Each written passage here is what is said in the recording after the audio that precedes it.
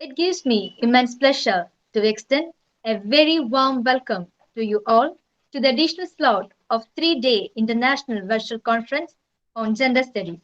I'm Ashley Sunny and I will be your moderator for this session.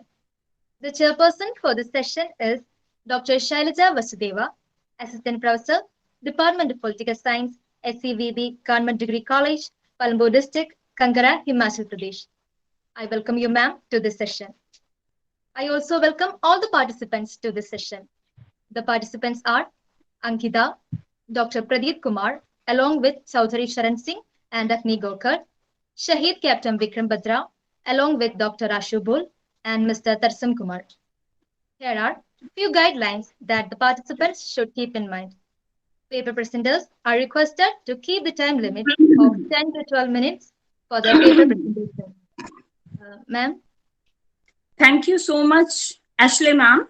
I welcome to all the participants and guests in this additional session of International Virtual Conference on Gender Studies. I'm thankful to the organizers from the bottom of my heart that they are promoting Hindi language at international level. Special thanks to Regin sir for this effort. So we will start with our first paper presenter. Our first paper presenter is Ankita, student from Himachal Pradesh, India. The topic of her presentation is भारतीय महिलाओं के सामने आने वाली समस्याएं. Over to you, Ankita. Yes ma'am. Ma'am मेरी आवाज आ रही है? Yes, you are audible, Ankita. Okay ma'am. यहाँ उपस्थित सभी को मेरा नमस्कार. मेरा विषय है भारतीय महिलाओं के सामने आने वाली समस्याएं. इस विषय में मेरे मुख्य बिंदु महिलाओं की समस्याएं, उनके कारण व उनकी स्थिति को सुधारने के लिए कुछ कदम रहेंगे. आज हम 21वीं सदी में जी रहे हैं और हमारा देश दिन प्रतिदिन प्रगति कर रहा है. वे देश की महिलाएं ही हैं जो इस प्रगति में पुरुषों से अधिक योगदान दे रही हैं. परंतु आज भी कुछ लोगों की सोच बहुत पिछड़ी हुई है. वह महिलाओं की स्थिति समाज में पुरुषों से निम्न ही समझते हैं, जिसके कारण उन्हें अनेक समस्याओं व अत्याचारों का सामना करना पड़ता है. आज महिलाएं एक तरफ सफलता की सीढ़ी चढ़ रही हैं, तो वहीं दूसरी तरफ महिलाओं के साथ कई घृणित अपराध हो रहे हैं. महिलाएं आज अपने ही घर की चार दीवारी में सुरक्षित महसूस नहीं करती. प्राचीन काल से ही लड़का और लड़की में भेदभाव किया जाता रहा है. वैसे तो लड़की को लक्ष्मी, दुर्गा, सरस्वती आदि का रूप कहा जाता है, परंतु जब एक लड़की का जन्म होता है तो उसे घोर यातनाएं दी जाती हैं. कहीं कहीं तो उसे जन्म लेते ही या जन्म लेने से पहले ही माँ के गर्भ में ही मार दिया जाता है. आखिर उस नन्ही सी जान का कसूर ही क्या होता है कि उसने एक लड़की के रूप में जन्म लिया? ये भेदभाव क्यों? एक समस्या वह है जिसे हम आज के युग की सबसे बड़ी समस्या या सबसे बड़े अपराध के रूप में देखते हैं. हाँ, वह समस्या बलात्कार ही है. हम सभी जानते हैं कि हर दिन एक ना एक महिला के साथ बलात्कार होता ही है. आजकल तो छोटी छोटी नाबालिग लड़कियों के साथ भी बलात्कार हो रहे हैं. यह केवल हमारे देश की ही समस्या नहीं, बल्कि प्रत्येक देश की महिलाएं इस समस्या से सुरक्षित नहीं हैं. एक अन्य समस्या है दहेज प्रथा. हम सभी जानते हैं कि प्राचीन काल से ही एक महिला को शादी के बाद उसके पति व पति के रिश्तेदारों द्वारा दहेज के लिए परेशान किया जाता रहा है. यहाँ तक कि दहेज के लिए उनकी हत्या तक कर दी जाती है. हाँ, आज दहेज प्रथा के विरुद्ध कई कानून बनाए गए हैं, परंतु फिर भी यह समस्या आज भी अपने भयानक रूप में विद्यमान है. देश के कई क्षेत्रों में आज भी महिलाओं को दहेज के लिए परेशान किया जाता है. उनके साथ मारपीट की जाती है. उन्हें इस हद तक परेशान कर दिया जाता है कि वह स्वयं ही मजबूर होकर आत्महत्या कर लेती हैं. कार्यस्थल पर भी महिलाओं के साथ भेदभाव किया जाता है. उन्हें समान कार्य के लिए पुरुषों के समान वेतन नहीं मिलता. साथ ही वह कार्यस्थल पर इतनी सुरक्षित महसूस नहीं करती, क्योंकि उन्हें यौन उत्पीड़न तथा शोषण जैसी समस्याओं का सामना करना पड़ता है। एक अन्य समस्या है कि महिलाओं की शिक्षा की ओर अधिक ध्यान नहीं दिया जाता। हाँ, आज सभी महिलाओं को शिक्षा ग्रहण करने का अधिकार प्राप्त है और कई महिलाएं अपने उच्च पदों पर कार्यरत भी हैं, परंतु अभी भी अनेक क्षेत्रों में उनकी शिक्षा की ओर अधिक ध्यान नहीं दिया जाता।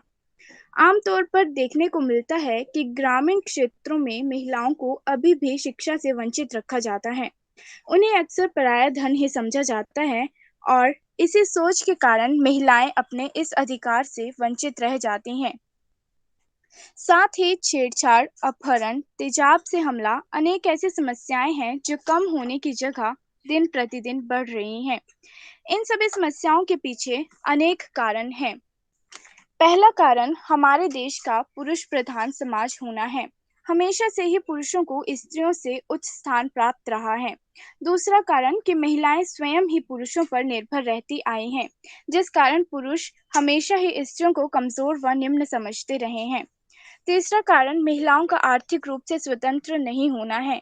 महिलाएं आर्थिक रूप से इतनी स्वतंत्र नहीं होती कि वह अपने साथ हो रहे अत्याचारों का सही ढंग से निपटारा कर सकें। सबसे बड़ा कारण महिलाओं का स्वयं चुप रहना है, अर्थात अपने साथ हो रहे शोषण को चुपचाप सहन करना। भले ही कई महिलाएं अपने विरुद्ध हो रहे शोषण के लिए आवाज उठा रही हैं, परंतु फिर भी महिलाओं के मन में भय रहता है कि उनका ऐसा करना समाज उन्हें उनकी बात सुनेगा भी या नहीं। उनका अपना भय इन समस्याओं का सबसे बड़ा कारण बनता है। भले ही संविधान के अंतर्गत महिलाओं के अनेक संशोधन हुए हैं, महिलाओं के लिए अनेक संशोधन हुए हैं और उन्हें कई प्रकार की सुविधाएं भी दी गई हैं। मूल अधिकारों में अनुच्छेद 14 में समानता का अधिकार दिया गया है। अनुच्छेद 23 में शोषण के विरुद्ध अधिकार प्राप्त है। नीति निर्देशक सिद्धांतों में अनुच्छेद 39 के अंतर्गत समान कार्य के लिए समान वेतन की बात की गई है। परंतु इन सभी सुविधाओं के बावजूद भी महिलाओं को इन सभी समस्याओं का सामना करना पड़ रहा है। इन सभी समस्याओं और अपराधों को रोकने के लिए महिलाओं को उनके हक और उनके अधिकारों व कर्तव्यों के बारे में जानना अति आवश्यक है। एक महिला एक माँ, बेटी, बहू, पत्नी, बहन बाद में है, पहले वह एक इंसान है। उसका अपना भी मान है और अपना भी सम्मान है। महिलाओं की स्थिति को सुधारने के लिए यह आवश्यक है कि महिला व पुरुष दोनों को समान समझा जाए। चाहे कोई भी क्षेत्र हो, चिकित्सा का क्षेत्र हो या खेल का क्षेत्र हो, किसी भी कार्यस्थल में महिला और पुरुष दोनों को ही समान रूप से अवसर दिए जाने चाहिए। महिलाओं को अधिक से अधिक शिक्षा दी जानी चाहिए, क्योंकि हम सभी जानते हैं कि अगर एक महिला शिक्षित होती है तो पूरा परिवार शिक्षित होगा, और यदि एक परिवार शिक्षित होता है तो वह पूरे समाज को शिक्षित कर सकता है। साथ ही महिला अगर घर से बाहर कोई कार्य कर रही है या किसी भी उद्देश्य से घर से बाहर जा रही है, तो उसके लिए ऐसी व्यवस्थाएं की जानी चाहिए कि वह सुरक्षित महसूस कर सकें। सरकार और न्यायिक प्रशासन को भी महिलाओं के साथ होने वाले अपराधों के विरुद्ध कड़े से कड़े कानून बनाने होंगे और उन्हें कानूनों को सही ढंग से लागू भी करना होगा। और सबसे महत्वपूर्ण कदम महिलाओं को स्वयं उठाना होगा। उन्हें स्वयं इतना शक्तिशाली व मजबूत बनना होगा ताकि कोई भी उनके मान व सम्मान को ठेस ना पहुंचा सके और वे देश की प्रगति में अपना अधिक से अधिक योगदान प्रकट कर सकें। धन्यवाद। वेरी नाइस अंकिता, आपकी जो प्रेजेंटेशन रही है वो बहुत ही खूबसूरती के साथ आपने उस इन शब्दों में अपनी इस टॉपिक को पिरोया है। बहुत ही बढ़िया प्रेजेंटेशन रही है। कॉन्ग्रेचुलेशंस बेटा। पहले मेरा आपसे एक सवाल है बेटा कि आप मुझे बताएं कि आप खुद एक लड़की हैं, तो आप मुझे बताएं कि किस तरह की प्रॉब्लम्स जो हैं आप फेस कर रही हैं, या ये जो प्रॉब्लम्स हैं इससे आप कैसे जो है निपट सकती हैं। आपकी क्या राय है कि ये जो प्रॉब्लम्स लड़कियों को फेस करनी पड़ रही है, लेडीज को फेस करनी पड़ रही है, ये जो प्रॉब्लम्स हैं ये खत्म कैसे हो सकती हैं? क्या है आपकी ओपिनियन इस बारे में? मैम यही है कि जैसे मैं खुद एक लड़की हूँ, तो मेरे साथ अगर मैं अपने घर से बाहर अगर कोई कार्य करना चाहती हूँ, तो अगर मेरी नाइट शिफ्ट होगी तो मुझे वहाँ से जाने के लिए एक प्रॉब्लम होगी आने-जाने में कि अंधेरी रातों में मैं घर से बाहर कैसे निकलूँगी? वो एक डर होता ही है कि घर वालों को भी डर रहेगा और मैं मुझे खुद को भी डर रहेगा कि मेरे साथ कहीं कुछ गलत ना हो। तो उसके लिए मैं यही कहूँगी कि सरकार को कुछ या ऐसे कानून बनाने चाहिए कि जिससे महिला जो है वो अगर बाहर अगर नाइट शिफ्ट में भी कार्य कर रही है या कहीं दूर पढ़ने के लिए जाना चाहती है, तो उसके लिए ऐसे कानून बनाएँ कि वह आसानी से सुरक्षित भी महसूस कर सके और उसके साथ कोई ऐसा गलत कार्य भी ना हो। और यदि उसे अगर कोई ऐसी आशंका हो भी रही है कि उसके साथ कुछ गलत होने वाला है, तो भी वह उसके लिए जल्द से जल्द कोई कदम उठा सकें। Very nice, beta. Very nice. Congratulations, Ankita. Our next paper presenter is Dr. Prateek Kumar, officiating principal, Chaudhary Charan Singh, Government College, Chaproli, Uttar Pradesh, and Agni Khokhar. Their paper title is भारतीय राजनीति में महिलाओं की भागीदारी. Yes, Agni Khokhar. Hello. Are you present, beta? Yes, ma'am. Okay, you can start, beta. जी ma'am, सबसे पहले सबको मेरा से हृदय प्रणाम। मेरा विषय है महिलाओं की भारतीय राजनीति में भूमिका, और मैं अपने इस शोध में राजनीति में महिलाओं की भागीदारी क्या है और राज्य स्तर पर उनकी भागीदारी क्या है, उनके स्थानीय निकाय में भागीदारी क्या है और स्टेट लेवल पर उनका क्या भूमिका है, इस बारे में ध्यान आकर्षित करूंगी। भारतीय राजनीति में महिलाओं की भूमिका वैसी नहीं है जैसे पहले थी। दुनिया के इतिहास में राजनीति एक देश का निर्माण करने में महत्वपूर्ण भूमिका निभाती है, लेकिन यही राजनीति भी एक दुर्जय कार्य कर रही है। राजनीति ने लोगों का शोषण किया है, धर्म की रक्षा के नाम पर, लोगों के जीवन की संपत्ति की रक्षा के नाम पर खून बहाया है। इसलिए राजनीति न केवल आम आदमियों की बल्कि उन पुरुषों की भी अखाड़ा रही है जो कठोर और क्रूर है। लेकिन इस राजनीति में निरंतर स्वभाव की महिलाओं की भूमिका की कमी दिखाई देती है, और हम केवल अपने भारत की ही बात नहीं कर रहे हैं, बल्कि यह समस्या पूरे विश्व में है। आज के दौर में महिलाएं हर क्षेत्र में अपनी प्रतिभा से नाम कमा रही है, चाहे वह राजनीति का क्षेत्र हो या फिर अन्य क्षेत्र।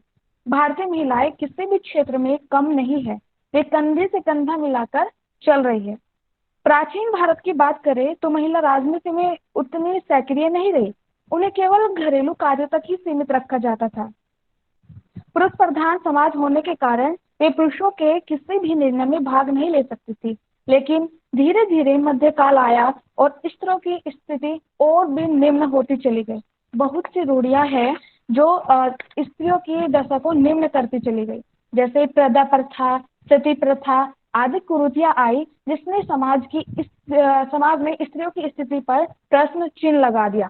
लेकिन इन सब के चलते भी अनेक स्त्रियों ने अपने आप को आगे बढ़ाने का प्रयास किया और अपनी प्रतिभा से समाज की सोच को परिवर्तित करने का प्रयास किया। और ऐसे ही एक महिला का जिक्र मैं अपने शोध में करना चाहती हूँ, जिसका नाम है रजिया सुल्तान। रजिया सुल्तान राजनीति में अपनी प्रतिभा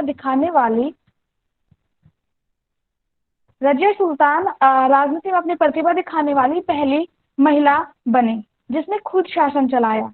रजिया सुल्तान दिल्ली सल्तनत की प्रथम महिला शासिका बनी। इन्होंने दिल्ली सल्तनत पर 4 साल तक शासन किया। वे पुरुषों की तरह चोगा और टोपी पहनकर दरबार में आती थी, और रजिया ने पर्दा प्रथा का त्याग किया और पुरुषों की तरह खुले मुंह राज दरबार में जाती थी। रजिया अपनी राजनीतिक समझदारी के कारण दिल्ली सल्तनत की सबसे शक्तिशाली शासिका भी बन गई थी। और इसी बात पर मोहम्मद अली जिन्ना ने भी कहा है कि जब तक महिलाएं कंधे से कंधा मिलाकर नहीं चलेगी, तब तक कोई भी देश आगे नहीं बढ़ सकता।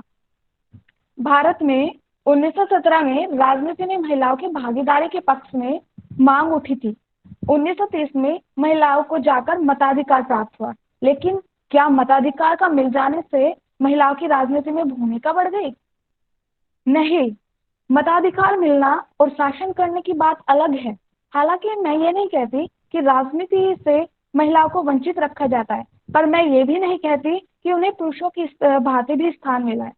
राजनीति में महिलाएं अपनी भागीदारी तो देती है, लेकिन उनकी संख्या बहुत ही सीमित है, और इसका इसका मुख्य मुख्य जो कारण है वो पितृ प्रधान समाज है। भारतीय संविधान भारतीय संविधान की प्रस्तावना में मौलिक अधिकार, मौलिक कर्तव्य और संविधान में महिलाओं को समानता का दर्जा दिया गया है, और महिलाओं के पक्ष में सकारात्मक भेदभाव के उपाय के लिए राज्य को सशक्त भी बनाया गया है, जिसकी आज भारतीय राजनीति को जरूरत भी है। और महिलाओं को अपना प्रभुत्व स्थापित करने में बहुत सी चुनौतियों का सामना भी करना पड़ रहा है। भले ही महिलाओं को समान रूप से समान अधिकार दिए गए हैं, लेकिन महिलाएं पुरुष की तरह केंद्र सरकार तक समानता पाने में अब भी असमर्थ है। आज में महिलाओं का स्तर केवल पंचायती स्तर तक व स्थानीय निकायों तक ही सीमित रह जाता है, और राजनीति को एक नया रूप देने के लिए महिलाओं के लिए केंद्र स्तर तक के द्वार तक खुले होने चाहिए। स्त्री व पुरुष सबको हमारा संविधान इक्वलिटी देता है, जैसा कि हमारे अनुच्छेद 14 में भी दिया गया है। लेकिन पुरुष प्रधान समाज कभी इस बात को मानने के लिए तैयार ही नहीं होता कि एक महिला उसकी बराबरी में काम करे या उससे ऊपर बढ़कर काम करे। यदि एक महिला जो पत्नी के रूप में है वह अपने पति से ऊंचे पद पर कार्य करे, तो पुरुष प्रधान इस बात को अपनी तौहीन समझता है, वह इसे बर्दाश्त ही नहीं कर पाता। जबकि समाज का प्रत्येक व्यक्ति इस बात से अवगत है कि संविधान में ये कहीं नहीं लिखा कि शासन का कार्य केवल पुरुष करेगा और घर की जिम्मेदारी केवल महिला संभालेगी। समानता का अधिकार हमारे संविधान ने दिया है, तो ये समानता का अधिकार केवल संविधान में ही लिखा है या व्यवहार में भी कहीं हमको दिखाई देता है? हमारे भारतीय समाज और लोगों के बीच एक महिला खुद को समानता के अधिकार से वंचित पाती है। एक राजनीति में तो कार्य करती है, लेकिन अपने विवेक से उसे फैसला लेने का अधिकार हमारा समाज महिला को नहीं देता।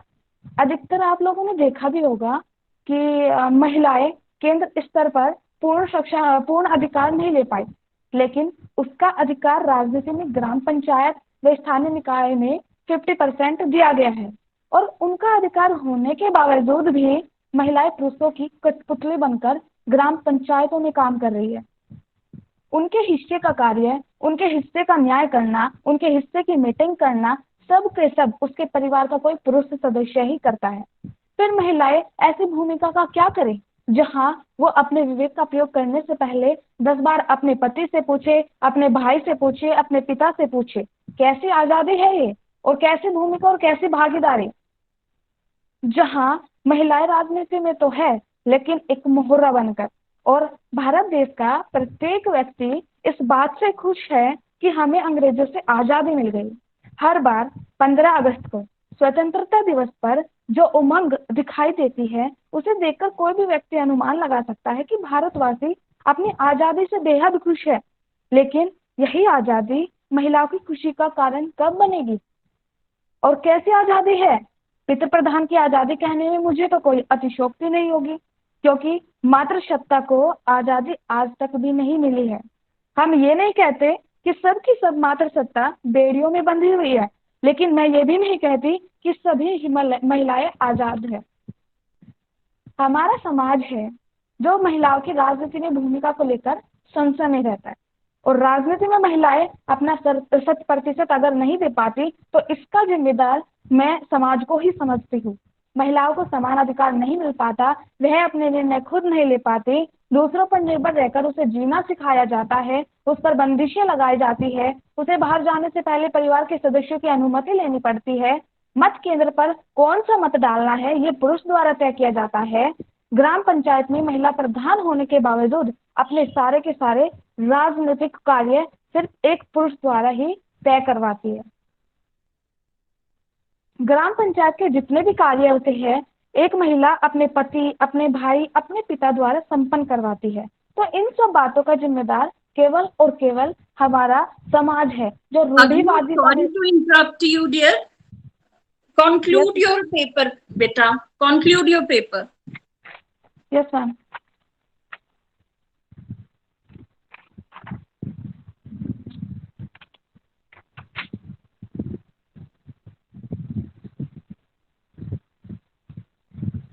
लास्ट करूँ मैं इसमें? Hello hello Yes, Agni. जी, लास्ट करना है अब? Yes, conclude your paper, beta. Okay okay okay. आरक्षण दिलाने में आज तक किसी भी सरकार ने कोई कदम नहीं उठाया। क्यों हर बार महिलाओं के आरक्षण के लिए लाया गया विधेयक राज्यसभा से पास नहीं हो पाता? इसका कारण समाज में पुरुषों की मनमानी है। पुरुष महिला को आगे बढ़ते देखना ही नहीं चाहता और सबसे बड़ी बात 21वीं शताब्दी में आकर वह अपनी सोच को रूढ़िवादी ही रखता है। हमारे पीएम बदलते भारत को एक नया और आधुनिक भारत बनाना चाहते हैं, लेकिन लोगों की सोच को बदलने का उनका क्या विचार है? महिलाओं को राजनीति में बराबरी की भागीदारी देने के लिए उनका क्या विचार है? क्या हमारे पीएम को देश बदलने से पहले उनकी जड़ों की छानबीन कर लेनी चाहिए? क्योंकि जड़ कमजोर होगी तो ड्रीम भारत का सपना केवल एक सपना ही बनकर रह जाएगा। आम जनता में केवल पुरुष ही नहीं आते, बल्कि महिलाएं भी आती है। कहने को तो हम महिला दिवस मनाते हैं। देश के बड़े बड़े नेता न जाने कितने स्कीम और कितने वादे महिलाओं की स्थिति के सुधार के पक्ष में करते हैं, लेकिन आपको ज्यादा भावुक होने की जरूरत नहीं है। ये वादे, ये स्कीम केवल 8 मार्च के लिए ही होती है। ये उम्मीदें पुरुषों से मत कीजिएगा कि वे इन विचारों पर 9 मार्च इन पर विचार 9 मार्च को भी करेंगे या नहीं। महिलाओं को भी खुश रहना चाहिए कि विश्व के सबसे बड़े संविधान वाला देश महिलाओं को महिला दिवस पर अनेक अधिकार देने की बात करता है, लेकिन उसे पूरा नहीं करता। थोड़ा हास्यास्पद है, लेकिन सच है। Thanks a lot. अग्नि, आपने अपने पेपर को फुली जस्टिफाई किया है। आपने इसको बहुत ही खूबसूरती के साथ अपने पेपर को डिस्कस किया और आपने शुरुआत जिस तरीके से की है, प्राचीन काल से, फिर मध्यम काल, उसके बाद आधुनिक काल, आपने अपने पेपर को बड़ी खूबसूरती के साथ जो है वो लिखा है और कंक्लूड किया है। Any question from other participants? Any question? Okay, तो अग्नि, मेरा आपसे एक सवाल है। मैं आपसे पूछना चाह रही हूँ कि जो भारतीय महिलाओं का रोल रहा है भारतीय राजनीति में, आपको क्या लगता है कि प्राचीन काल से लेकर आज तक जो है भारतीय महिलाओं का जो रोल है भारतीय राजनीति में, आपको क्या चेंज नजर आ रहा है? इसके बारे में थोड़ा सा डिफाइन करेंगी आप? Yes ma'am. प्राचीन काल में मैम किसी को भी ये अधिकार, किसी भी महिला को ये अधिकार तक नहीं था कि वो वेद पढ़ सके, उपनिषद पढ़ सके या फिर हवन कर सके, बुक्स पढ़ सके। घर से बाहर जाने की अनुमति तक नहीं थी। लेकिन आधुनिक भारत में बहुत से चेंजेस हुए। आधुनिक भारत में महिलाएं राजनीति में पार्टिसिपेट करती है। मेरा मुद्दा ये था कि महिलाओं को अधिकार तो मिले हैं, लेकिन पूर्ण रूप से पुरुषों की भांति उन्हें इक्वली अधिकार नहीं मिल पाए। अभी वे पीछे हैं, उनकी संख्या कम है। लेकिन हमारे प्राचीन काल में ऐसा नहीं था। प्राचीन काल में महिलाओं की स्थिति और ज्यादा खराब थी। केवल वैदिक काल ही ऐसा आया था जिसमें पुरुषों से बढ़कर माताओं को, नारियों को, महिलाओं को स्थान दिया जाता था। लेकिन उसके बाद उत्तर वैदिक काल चला, मध्य काल चला। धीरे धीरे स्थिति बहुत ही डराने वाली हो गई। महिलाओं के साथ अन्याय बढ़ते चले गए। फिर आधुनिक काल में आया। स्वतंत्रता प्राप्ति के बाद महिलाओं को अपने अधिकार मिल पाए हैं और आज भी वे अधिकार पूर्ण रूप से नहीं मिले हैं। Okay, beta. Okay, thank you so much, Agni. Our next paper presenter is Dr. Ashu Phul, Department of Hindi, Shahid Captain Vikram Batra, Government Degree College, Palampur, District Kangra, Himachal Pradesh.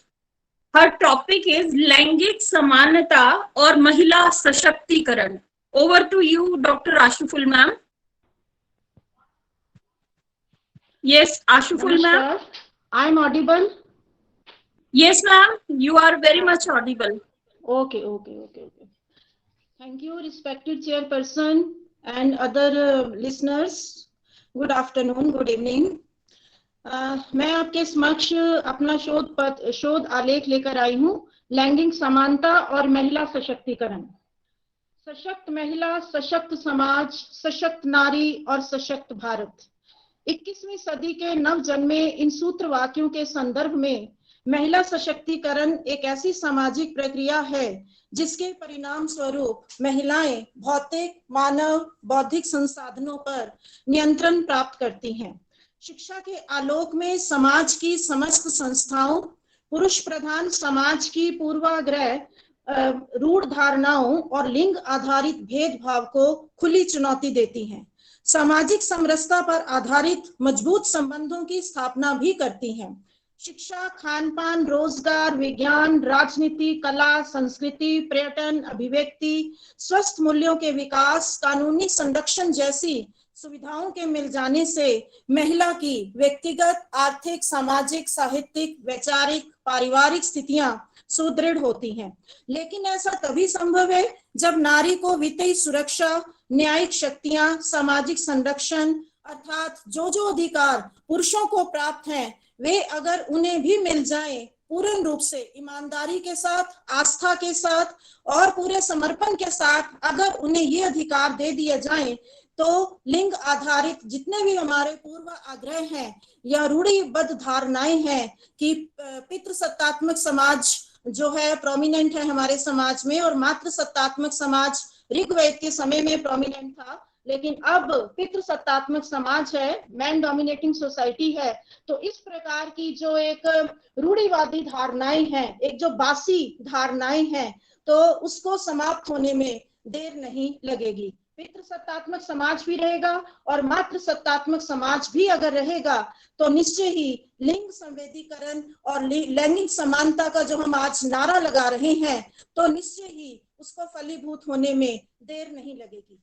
महिला सशक्तिकरण, विविध आयाम और नए क्षितिज। वर्तमान समय में नारी की उपलब्धियां और योगदान उस भारत देश के लिए अभूतपूर्व रही हैं जिस भारत देश को 2024 तक अत्यंत विकसित राष्ट्र बनाने का सपना हमारे पूर्व राष्ट्रपति श्री अब्दुल कलाम आजाद ने देखा था। इस स्वप्न को साकार करने की दिशा में महिलाएं समावेशी विकास की प्रक्रिया में महत्वपूर्ण भूमिकाएं निभा रही हैं। स्वामी विवेकानंद ने कहा था, नारी का उत्थान नारी ही करेगी और कोई नहीं। अगर वह स्वयं उठेगी तो दुनिया की कोई ताकत उसे रोक नहीं सकती। वह उठेगी और समस्त विश्व को अपने चमत्कारों से और अपनी गतिविधियों से और अपने क्रियाकलापों से चमत्कृत कर देगी। आज उसकी उड़ान और उठान नए नए आयाम तय कर रही है। निस्संदेह शिक्षा, संस्कृति, राजनीति, उद्योग, कला, संपदा,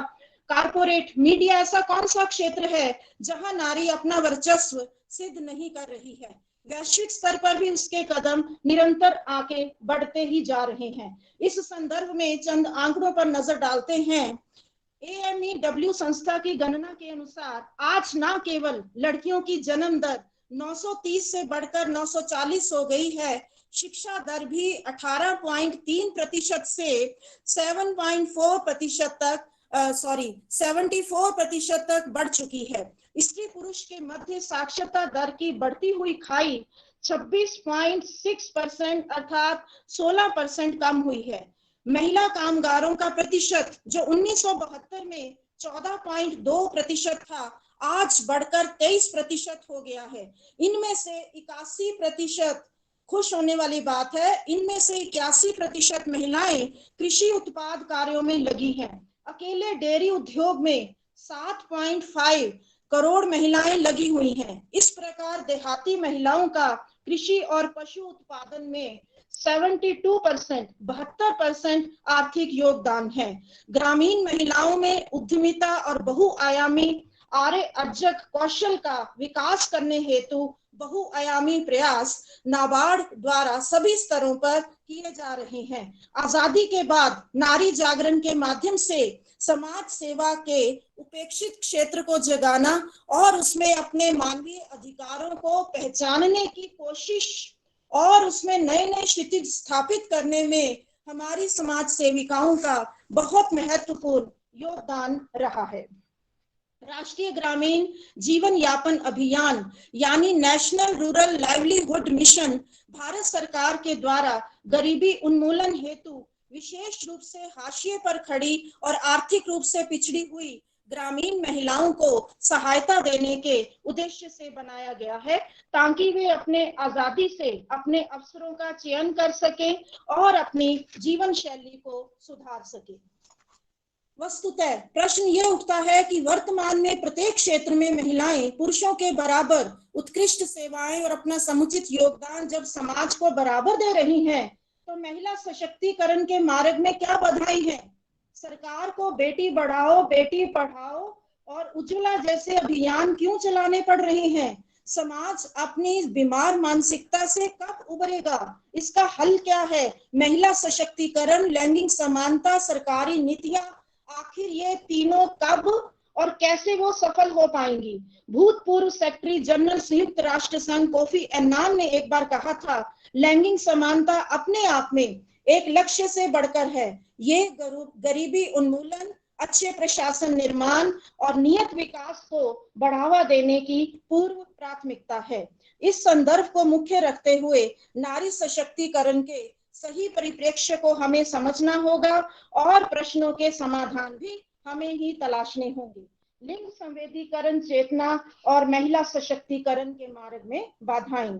भारतीय परिप्रेक्ष्य में लैंगिक समानता असमानता पर अगर विचार मंथन किया जाए तो जन्म से लेकर मृत्यु तक, शिक्षा से लेकर रोजगार तक, यानी कि प्रत्येक स्तर पर पुरुष स्त्री का जो भेदभाव, लैंगिक भेदभाव जो है, हमें चारों ओर बिखरा नजर आता है। इसकी जड़ें कितनी गहरी खुदी हुई हैं, इसका पता इस सच्चाई से चलता है कि वर्ल्ड इकोनॉमिक फोरम द्वारा 2017 के ग्लोबल जेंडर गैप इंडेक्स की बात करें तो भारत 140 देशों की सूची में 108वें नंबर पर आता है। एक उदाहरण देखें, रोजगार के क्षेत्र में लैंगिक समानता हेतु द्वारा परोसा जा रहा है, वास्तव में उसकी जमीन घर घर में तैयार हुई है। सबसे अधिक एक्सक्यूज मी देश भर में होने वाले गैंग रेप हैं, जो कि यहाँ पर पुलिस और न्यायिक व्यवस्था को अधिक सजग होना पड़ेगा और अदालत की व्यवस्थाएं सुदृढ़ रूप से अधिक करनी पड़ेंगी। इस प्रकार प्रेमचंद आजमाए हुए को आजमाना मूर्खता है। Sorry to interrupt you, Ashuful ma'am, but maybe some technical issues she is facing, so our voice is not audible to her, maybe because she is left now. Yeah. Yes, our next paper presenter is Professor Tarseem Kumar, Shaheed Captain Vikram Batra, Degree College, Palampur, Himachal Pradesh. His topic is महिला सशक्तिकरण के लिए राष्ट्रीय नीति. Over to you, Tarseem Kumar sir. Tarseem Kumar sir. Yes. Tarseem Kumar sir.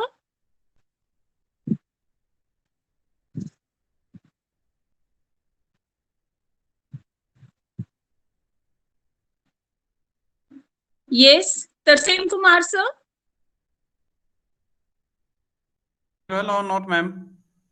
Yes, Tarseem Kumar sir. Please, you can start. Thank you so much, ma'am.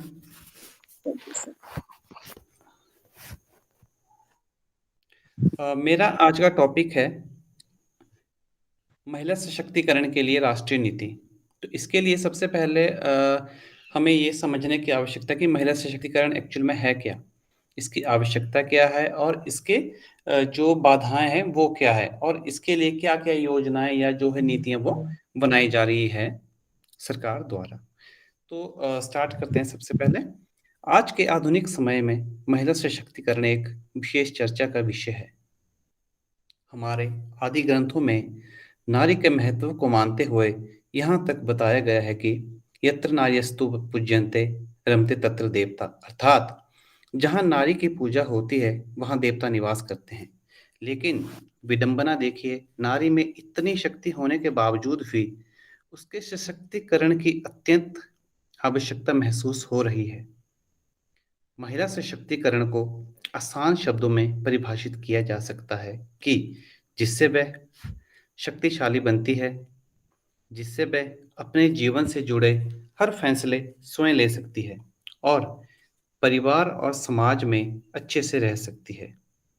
राष्ट्र के विकास में महिलाओं का महत्व और अधिकार के बारे में समाज में जागरूकता लाने के लिए मातृ दिवस, अंतर्राष्ट्रीय महिला दिवस आदि जैसे कई सारे कार्यक्रम सरकार द्वारा चलाए जा रहे हैं। महिलाओं को कई क्षेत्र में सुधार की आवश्यकता है। महिलाओं को सशक्त बनाने के लिए सबसे पहले समाज में उनके अधिकारों और मूल्यों को मारने वाली उन सभी राक्षसी सोच को मारना जरूरी है, जैसे दहेज प्रथा, अशिक्षा, यौन हिंसा, असमानता, भ्रूण हत्या, महिलाओं के प्रति घरेलू हिंसा, वैश्यावृत्ति आदि कई ऐसे विषय हैं। नारी सशक्तिकरण का असली अर्थ तब समझ में आएगा जब उन्हें अच्छी शिक्षा दी जाएगी और उन्हें इस काबिल बनाया जाएगा कि वो हर क्षेत्र में स्वतंत्र होकर फैसले कर सके। समाज में उन्हें उनके वास्तविक अधिकार को प्राप्त करने के लिए सक्षम बनाना ही महिला सशक्तिकरण है।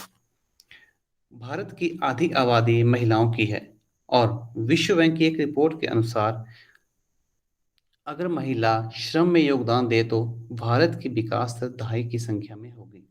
परंतु ये दुर्भाग्य की बात है कि सिर्फ कुछ लोग महिला रोजगार के बारे में बात करते हैं, जबकि अधिकतर लोगों को युवाओं के बेरोजगार होने की ज्यादा चिंता रहती है।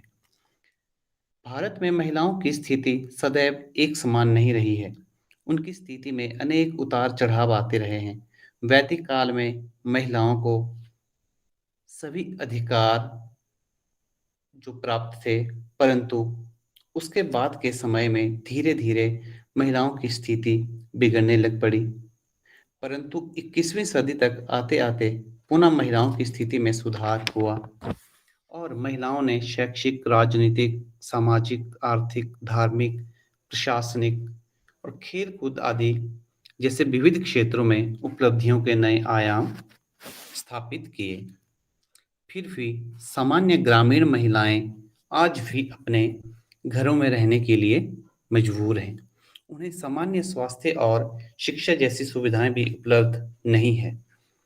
भारत के शहरी क्षेत्रों की महिलाओं ग्रामीण क्षेत्रों की महिलाओं की तुलना में अधिक रोजगारशील है। भारतीय समाज एक ऐसा समाज है जिसमें कई तरह के रिवाज, मान्यताएं और परंपराएं ऐसी भी है जो भारत में महिला सशक्तिकरण के लिए बाधा सिद्ध होती है। अब ये मुझे बताने की आवश्यकता नहीं है कि किस तरह के रिवाज, मान्यताएं और हमारी परंपराएं हैं जो इसके लिए बाधाएं बनी है। वर्तमान दौर महिला सशक्तिकरण का दौर है। आज महिलाएं आंगन से लेकर अंतरिक्ष तक पहुंच गई है, लेकिन फिर भी कुछ क्षेत्रों में महिलाओं की स्थिति दयनीय बनी हुई है। इसीलिए महिलाओं को और भी सशक्त बनाने की आवश्यकता है। इसके लिए केंद्र सरकार ने समय समय पर महिलाओं के समग्र विकास के लिए तरह तरह की योजनाएं लाती रही है और इसी का परिणाम है कि आज समाज में महिलाओं की भूमिकाओं में कई तरह के बदलाव देखने को मिल रहे हैं।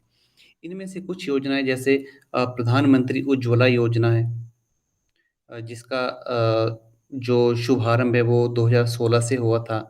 इसका जो मेन उद्देश्य था वो क्या था कि धुआं रहित ग्रामीण भारत की परिकल्पना करना है।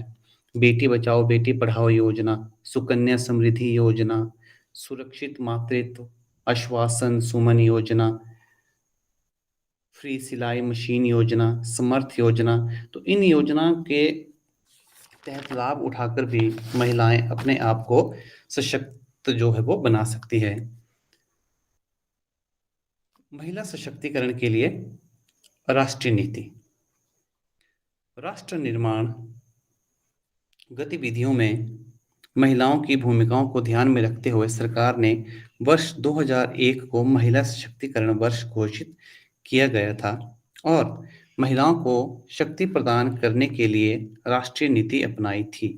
महिलाओं को सामाजिक, आर्थिक, कानूनी और राजनीतिक रूप से मजबूत बनाने के लिए कई कानून बनाए गए। देश के मेरुदंड ग्रामीण भारत की भूमिका को ध्यान में रखते हुए सरकार ने महिलाओं की सक्रिय भागीदारी के साथ पंचायती राज प्रणाली को सशक्त बनाने के लिए भी कई कदम उठाए। महिला सशक्तिकरण जो राष्ट्रीय नीति में महिला पुरुष समानता के सिद्धांत को भारतीय संविधान की प्रस्तावना, मौलिक अधिकारों, राज्यों के लिए नीति निर्देशक तत्वों में प्रतिस्थापित किया गया। संविधान न केवल महिलाओं के लिए समानता की गारंटी प्रदान करता है, बल्कि राज्यों को महिलाओं के पक्ष में सकारात्मक कदम उठाने का हक भी प्रदान करता है। 5वीं पंचवर्षीय योजना के समय से ही भारत महिलाओं के सशक्तिकरण को समाज में उनकी स्थिति निर्धारित करने के लिए केंद्रीय मुद्दे के रूप में लेकर चल रहा है। महिलाओं के अधिकारों और कानूनी हकों को सुरक्षा प्रदान करने के लिए सन 1990 में संसद के एक अधिनियम द्वारा राष्ट्रीय महिला आयोग की स्थापना की गई। पंचायतों और नगर निगमों में महिलाओं के लिए सीटें आरक्षित करने के लिए सन 1993 में 73वां और 74वां संवैधानिक संशोधन किया गया। अब इस जो नीति है 2001 की जो हमारी नीति है, इसके कुछ लक्ष्य और उद्देश्य थे। Sorry to interrupt you, Tarseem sir. Kindly conclude your paper. जी मैम। तो इसमें कुछ पॉइंट्स थे कि सकारात्मक आर्थिक एवं सामाजिक नीतियों के माध्यम से महिलाओं के पूर्ण विकास के लिए वातावरण बनाना, ताकि वे अपनी पूरी क्षमता को साकार करने में सक्षम हो सके। राष्ट्र के सामाजिक, राजनीतिक और आर्थिक जीवन में भागीदारी करने और निर्णय लेने में महिलाओं की समान पहुंच हो। स्वास्थ्य देखभाल, सभी स्तरों पर गुणवत्तापूर्ण शिक्षा, करियर और व्यावसायिक मार्गदर्शन, रोजगार, सामाजिक सुरक्षा और सरकारी कार्यालय आदि में महिलाओं की समान पहुंच। महिलाओं के प्रति सभी प्रकार के भेदभाव की समाप्ति और महिलाओं और बालिका के प्रति भेदभाव और सभी प्रकार की हिंसा को समाप्त करना, इस जो महिला सशक्तिकरण की जो नीति थी, राष्ट्रीय नीति थी, इसके मुख्य बिंदु थे। Thank you so much ma'am. Congratulations Tarsem sir, आपने बहुत ही खूबसूरती के साथ जो है अपनी प्रेजेंटेशन दी है और सारी चीजें आपने बहुत अच्छे से क्लियर की हैं। मेरा आपसे क्वेश्चन है तरसेम सर, क्या बता सकते हैं कि पंचायत जो आप 73rd अमेंडमेंट की बात कर रहे हैं जो कि 1994 में हुआ है, तो आप ये बता सकते हैं कि किस तरीके से पंचायती राज प्रणाली जो है वो महिलाओं को सशक्तिकरण की तरफ ले जा रही है? जी मैम, एक्चुअली जो 73rd और 74th अमेंडमेंट है हमारे मैम, जो 73rd अमेंडमेंट जो हमारी बात करता है पंचायतों के बारे में, और जो 74th है वो म्युनिसिपल उस पे कॉरपोरेशन पे जो हमारी बात करता है, उस पे हमारे जो वुमेन रिजर्वेशन इसमें रखी गई है वो अकॉर्डिंग टू कॉन्स्टिट्यूशन जो आर्टिकल 243 डी के अकॉर्डिंग है, वो है कि जो टोटल नंबर ऑफ सीट्स है आपकी, उसका 1/3 जो है वो वुमेन्स के लिए जो रिजर्व करके रखा गया है।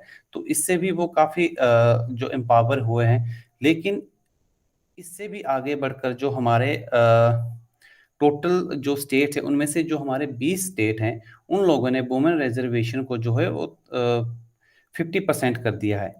तो इससे जो उनको और भी आगे आने के लिए जो है वो प्रोत्साहित हो रही है महिलाएं।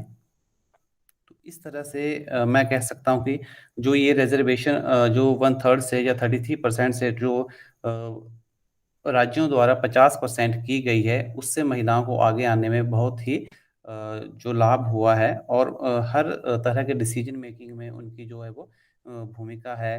Very nice Tarsem sir, thank you so much.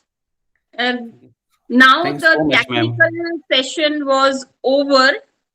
I would like to congratulate all the organizers of this international virtual conference.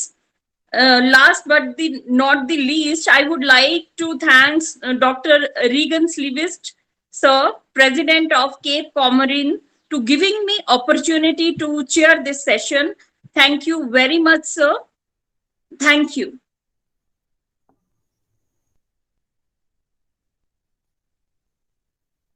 Thank you, Dr. Shailaja Vasudeva, for chairing this session and giving us your valuable insights. I also thank all the participants for presenting their paper. It's the end of our session. Once again, thank you. Now all of you can leave the meeting.